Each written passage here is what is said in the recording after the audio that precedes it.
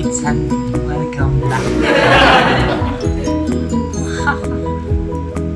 Welcome back to my channel. Welcome back to my channel. Welcome back to my channel.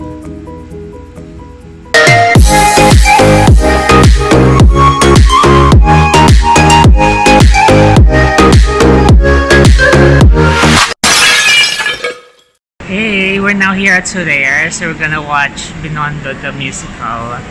So I'll take you or took a photo of some of the snippets we have around. Of course, I'm gonna show the film or the play itself. Okay? Para maiba naman tayo sa ganap natin on a weekend. Okay?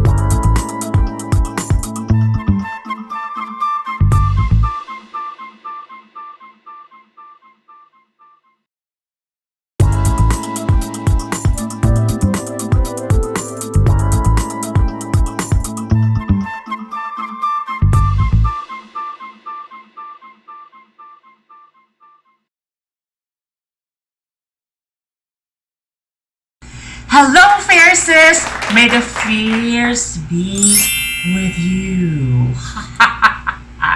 Alright, medyo serious ang topic natin for today. It's another Sunday, guys. A whole week has passed. What do I say? Very busy ako with my corporate life, but as a commitment, I will always find time to do my weekly vlog for you guys so that we can talk about makeup, skincare, and a whole lot more. Right? So for our topic today, this is something serious. It may not be for you, but for some who can relate to it, a relative, a sister, a brother, please do share to them this video. So if this is something that they can relate to and benefit to, alright? So because our topic for this week is all about pimple and acne and how it affects our lives. So to start our topic for today, just a very serious disclaimer. Before doing the things that we will discuss today, make sure that you get the go signal from your dermatologist that it is safe for you to do these things. All right, so what we are going to share this week would be a general rule, but some people would have such sensitivity when it comes to their skin. So ingat lang kayo, guys. All right, so again, our message here is do not self-medicate. If it's already something serious, it's really affecting you, consult the professionals when it comes to your skin problem, the dermatologist. Do not self-medicate. That's our rule. So yun na nga. So before we discuss the tips that we have when it comes to avoiding or getting rid of your pimples or acne, let's talk about the impact of pimples and acne to some people, right? So even for ourselves, kapag meron tayo dito, di ba? So it's a very serious topic to discuss because for some people, it affects the way they relate to other people. Psychologically, it has an impact to them. they get depressed. They no longer leave the house. They stay inside their rooms. They sometimes quit their job, would you believe, just because they have acne. It is that serious. So that's why we need to be talking about it. And at some point, we should be able to share to some people who needs help. Alright, that's why this video is about that. Alright, so siguro you'll be wondering who are those people that are prone or susceptible to pimple. There are a lot of factors actually. So, but number one I'd say is genetics, right? So it plays a very important role on how your adult skin texture would be. So, tignan nyo ang mga magulang nyo, ang mga lolo't lola nyo, what kind of skin do they have?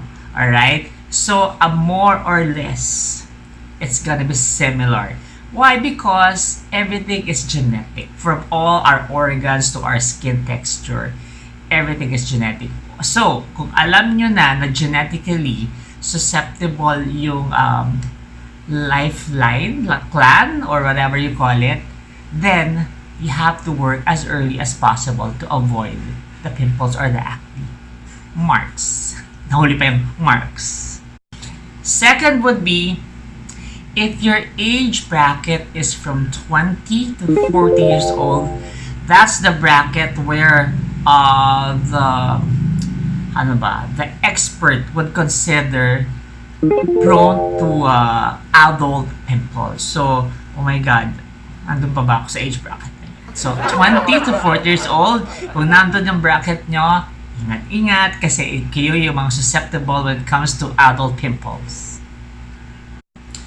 And then, of course, I'll wrap it up. Dun sa mga other factors, we have stress. That's number one, of course. Oh my God, which is impossible to avoid nowadays. What else?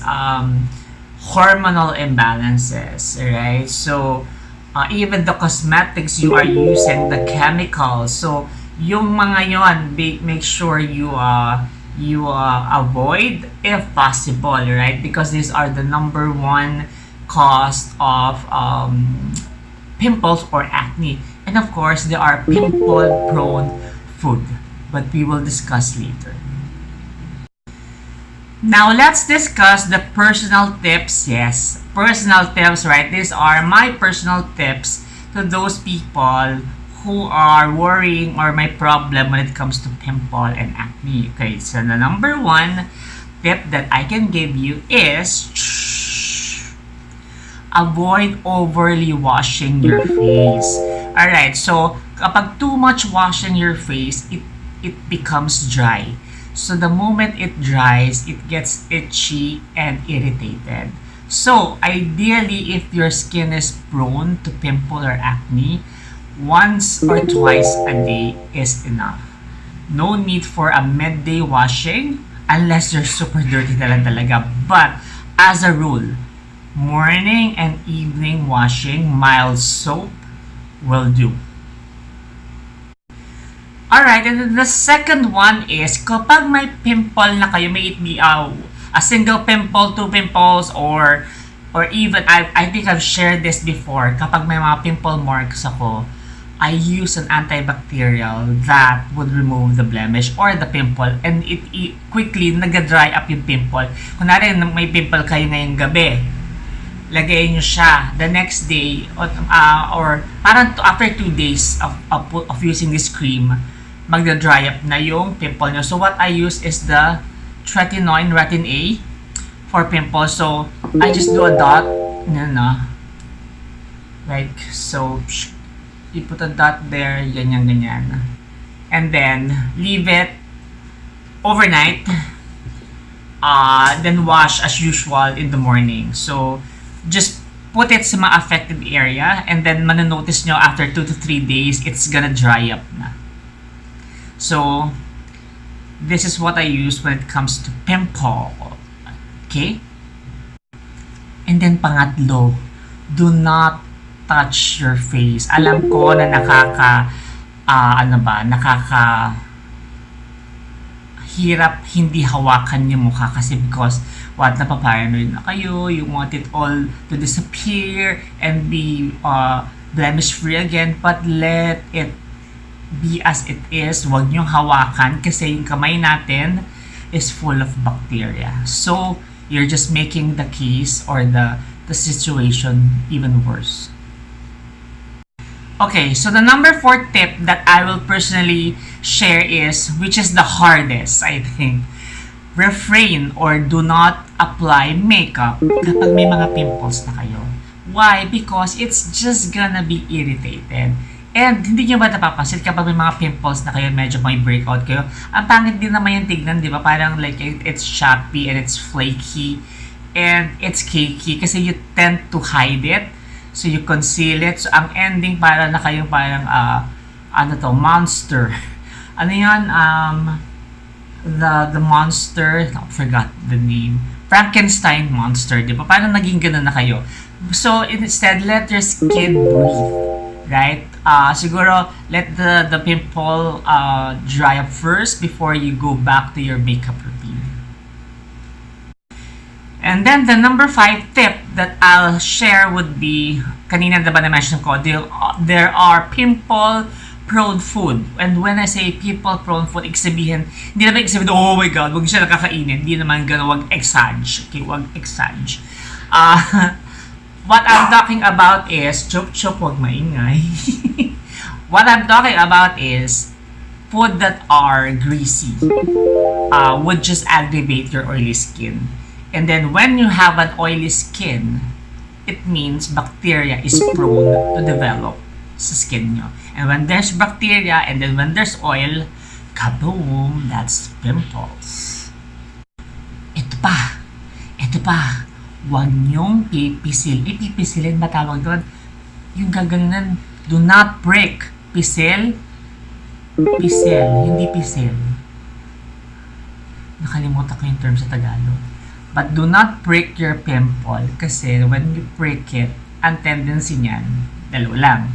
It's either hindi naman talaga siya completely na-remove and yung blood and the liquid that comes out of it kapag nag-drip yun sa skin nyo is another bacteria which will create another pimple. So, nag-multiply lang ang pimple nyo by pricking it because you're not a professional and you're not trained to know really how to do it and extract it professionally.